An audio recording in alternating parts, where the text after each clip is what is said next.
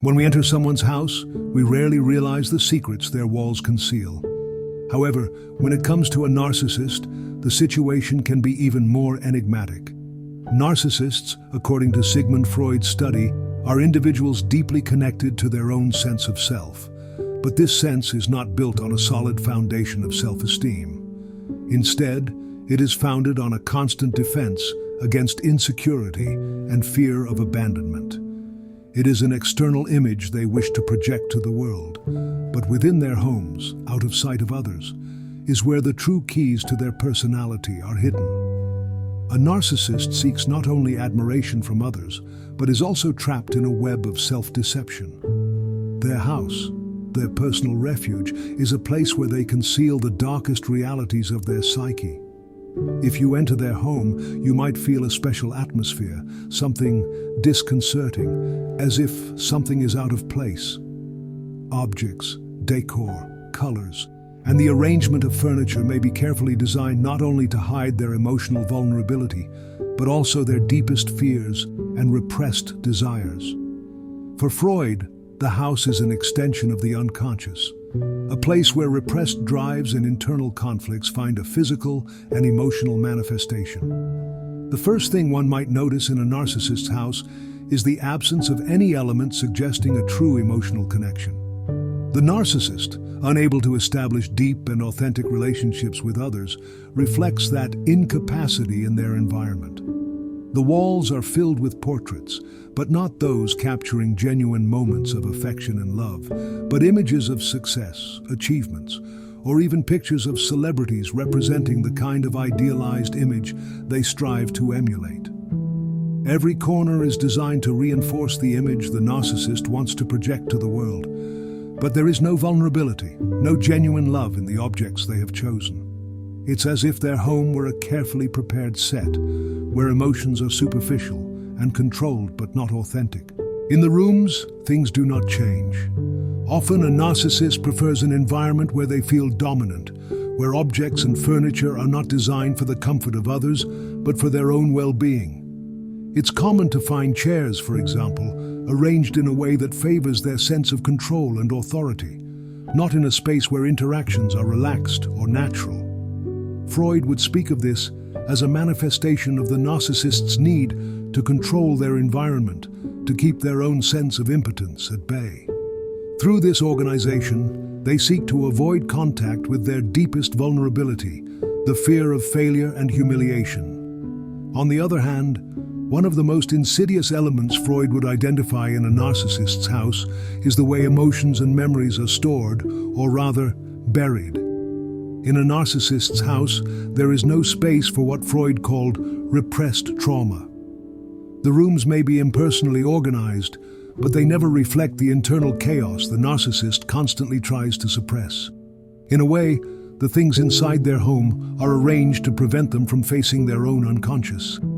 Memories that could have been painful, those that could have undermined their idealized image, are carefully eliminated or replaced with objects that reinforce their need for admiration. An example of this could be a study or an office within the narcissist's house. Here you may find an abundance of trophies, medals, or diplomas representing their successes, but rarely will you see personal mementos or photos reflecting the reality of their past relationships or vulnerable moments they may have experienced. Freud would say this is the result of a psychic defense. The narcissist needs to see their own image reflected in their surroundings to maintain their sense of self intact. Anything that threatens that perfect image, any memory that connects them to human fragility, is relegated to oblivion, to the unconscious. The second darkest secret Freud would uncover in a narcissist's house is the way they manage family relationships. Although they may present a facade of success and power, family relationships in a narcissist's life are often dysfunctional or superficially pleasant. The narcissist projects an image of control and perfection, but deep down, the family dynamic is usually marked by constant manipulation. Family members are not seen as individuals with their own needs, but as extensions of the narcissist.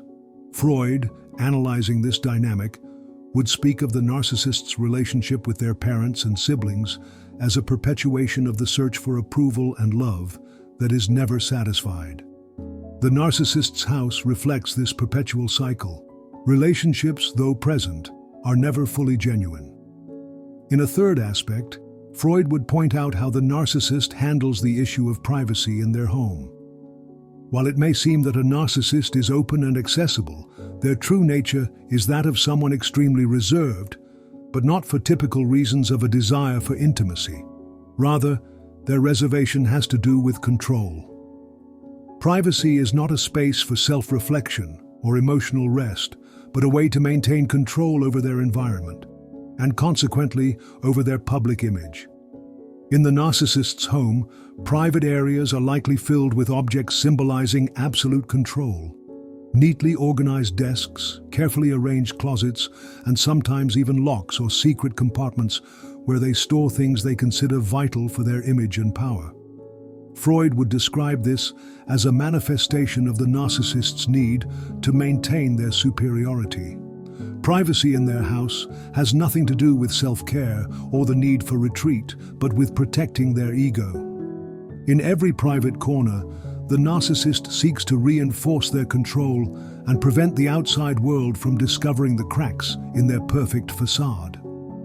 In this way, what seems like a space for privacy is, in reality, a place where the narcissist isolates themselves even further from genuine emotions and authentic relationships. It is a refuge where their fears, insecurities, and repressed desires are locked away. A fourth crucial aspect in the narcissist's house is the obsession with perfection and cleanliness. Freud spoke of the obsession with order as a manifestation of internal anxiety and the need to control the uncontrollable. In a narcissist's house, every object has its place. Every surface is polished and free of imperfections. This obsession with cleanliness and order reflects a deep desire to avoid internal chaos and overflowing emotions that could threaten their facade of control. Cleanliness is not just an aesthetic matter, but an emotional survival issue for the narcissist. This behavior is also linked to the need to avoid feelings of disorder and internal confusion that Freud attributed to the unconscious. By keeping their home in a state of perfection, the narcissist is trying to deny the existence of any imperfection within themselves. Every time something out of place appears in their home, it can generate profound anxiety, as it becomes a reminder that just like the outside world, their inside is not perfect. This obsession is therefore not just an aesthetic matter, but a psychological defense strategy. The narcissist needs to see order and perfection in their home to sustain the belief that everything is under control. In the fifth and final secret, Freud would identify emotional manipulation as one of the most insidious characteristics hidden in a narcissist's home. Often narcissists use the home as a space for manipulation, where they control not only the objects around them, but also the emotions of the people inhabiting that space. A narcissist's home can become a stage where the victims of their manipulation become trapped in a cycle of intense but superficial emotions designed to feed the narcissist's need for admiration and attention. Relationships in the narcissist's home are neither genuine nor spontaneous. They are carefully managed and controlled to ensure that the narcissist always maintains their dominant position. Freud would describe this behavior as a form of transference, where the narcissist projects their own needs and desires onto others, but without allowing those needs to be recognized as their own. Instead of developing authentic, respectful relationships, the narcissist uses people as tools to satisfy their ego. In their home, others are seen as extensions of themselves, and their value is measured only in terms of what they can provide to the narcissist, whether admiration, obedience, or satisfaction of their emotional desires. It is likely that in a narcissist's home, you will also find areas dedicated to recognition. These may be spaces dedicated to displaying the narcissist's personal achievements, from awards to mementos of events where they felt admired or powerful. These objects are not mere decorations, but symbols of constant validation of their self. At the same time, The people living in the house are seen as instruments to maintain this cycle of admiration and control. Every gesture of affection or every attempt at emotional connection by others is analyzed by the narcissist with the question, does this gesture help feed my ego? Thus, the narcissist's house becomes a place of constant emotional manipulation. People within their inner circle become trapped in their game, either seeking their approval or simply meeting the standards the narcissist has imposed. Freud would emphasize that this type of relationship is dehumanizing, as the narcissist is unable to see others as complete individuals with their own desires and needs. Instead of connecting with them, they use them as means to reinforce their own image of grandeur. In conclusion, a narcissist's house, far from being a refuge of peace and harmony, is a microcosm of their psyche. Every corner reflects their desire for control, their fear of vulnerability, their need for admiration, and their inability to connect emotionally with others. It is a place where their darkest secrets hide, the obsession with perfection, constant manipulation, and the denial of any genuine emotion. By understanding the psychology of the narcissist from a Freudian perspective, we can begin to see how their home is a distorted mirror of their inner world, a place where psychological defenses are at their peak and where the true nature of the individual is deeply hidden. If we delve further into the Freudian perspective, we must understand how the narcissist lives in a constant conflict between the ideal self and the real self. This conflict not only affects their emotional life, but also permeates the structure and organization of their home. Every object in the house is carefully chosen not just to impress, but to reaffirm their idealized image again and again. Freud would tell us that this constant effort to maintain a perfect façade, to hide any trace of vulnerability or imperfection, becomes a pathological need. For example, in such an intimate place as a narcissist's bedroom, everything is likely arranged to maximize the image of control and power. The choice of bed sheets and furniture in general is not just a matter of comfort or personal style, but a reflection of the unconscious desire to avoid any emotional weakness. Freud would speak of this type of space as a place where self-distrust manifests in a tangible way. The perfection seen in every corner is, in reality, a defense against existential anxiety, against the sense that, deep down, the narcissist fears being discovered for what they truly are, someone not as perfect as they want to believe. Thus, this space becomes an extension of their distorted image. The narcissist needs their surroundings to reflect what their psyche cannot accept, that there is a human being behind the facade, with emotions, insecurities, and vulnerabilities. In this sense, the house becomes a gilded cage, designed to hide the real self and preserve the ideal self. The narcissist, though surrounded by luxury and precious objects, is essentially trapped in their own emotional labyrinth, unable to find peace in their true being.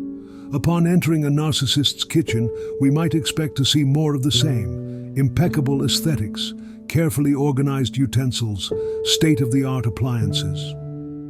However, if we look closer, we may notice something important. In a narcissist's kitchen, there is no space for cooking as a gesture of love or sharing with others. Cooking for a narcissist is not an activity done with a sense of community or genuine connection with others, but an extension of their need for control. Everything is designed to make the process of preparing food efficient, polished, and perfectly executed, but it lacks the spontaneity and warmth that characterizes a truly welcoming home.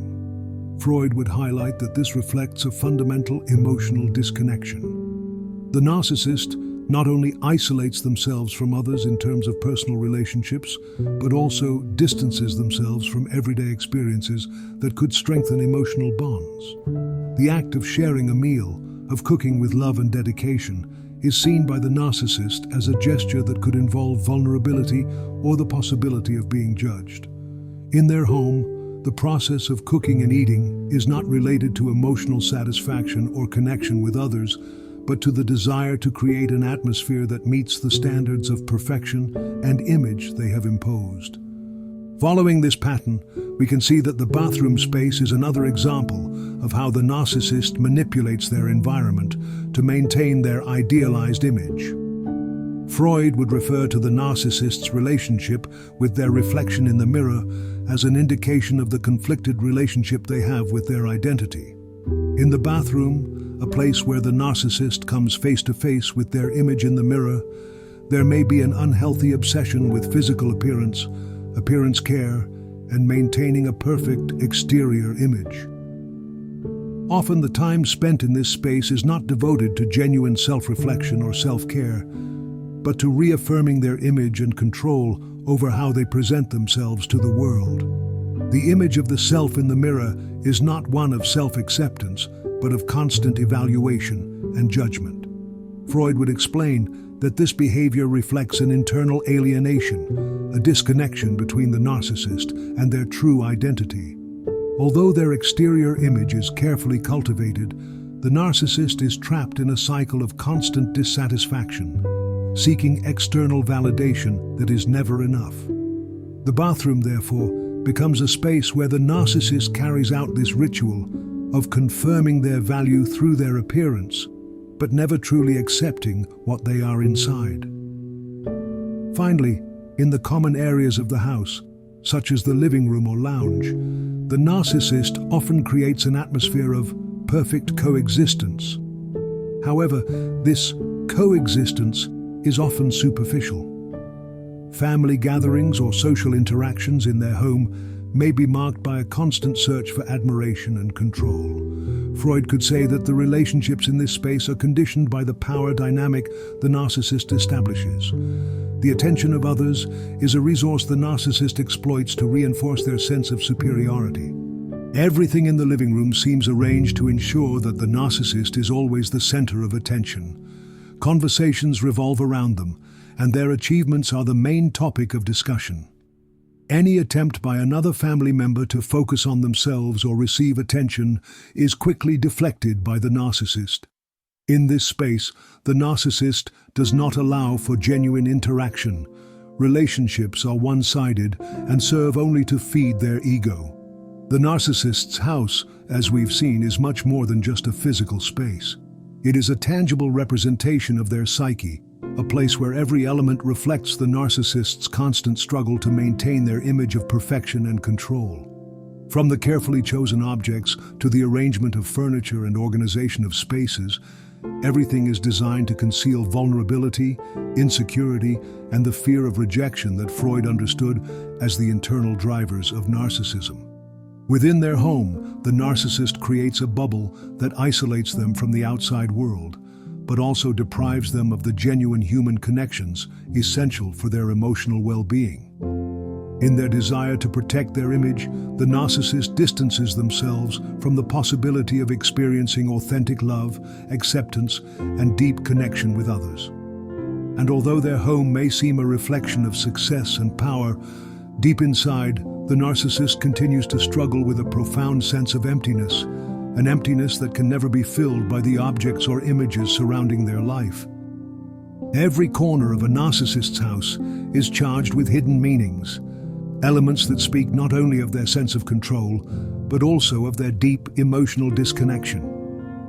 From the apparent perfection of their furniture to the subtle manipulation of family relationships, everything in their home is designed to create a facade that hides a much more complex truth, a being who, though surrounded by material objects and achievements, struggles internally with their own identity and fear of failure. Each of these secrets hides a story of repressed insecurities, unrecognized desires, and a constant need for validation. Sigmund Freud, by delving into the complexities of narcissism, helps us understand how these individuals' homes are not just a reflection of their external achievements, but a psychological prison built on the denial of their true vulnerability. In their attempt to maintain control over their image and relationships, the narcissist moves further and further away from what could be an emotionally fulfilling and authentic life.